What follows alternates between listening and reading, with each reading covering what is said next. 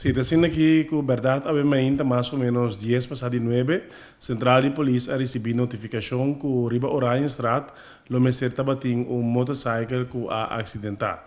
Por de investigação preliminar, a salina clara que o motorcycle aqui, o motociclista estava correndo Riba Orange Strat em direção para Riba e dado momento o mestre perde controle Riba sustituir, com consequência que ela vindal contra de pilar de caso. A consequência disso aqui é ela faleceu no sítio de acidente mês. Se trata de homem Regen Anacario Semaler, nasceu na Corsol 17 de março de 1994.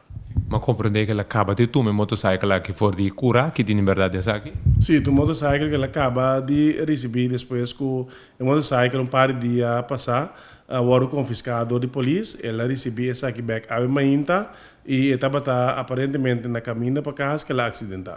A motocicleta estava tendo desperfeito, que ela queda quita aí para curar, a polícia na altura de quita desperfeito, não? Esse não está conhecido para nós, mas está dúvida que está desperfeito, portanto, está outra maniobra, ela estava assim com ele para que ela guarda que está, para sobre em caso que o veículo não tem desperfeito, se não guarda entregar back, se não me se guarda direito para mim, of não tem que vai ir um crânio. Então, de caso que se não estava em uma bike crânio, pues possivelmente ela guarda que está por motivo que quizás le estava assim algo outro que o veículo que não estava permitido para lei.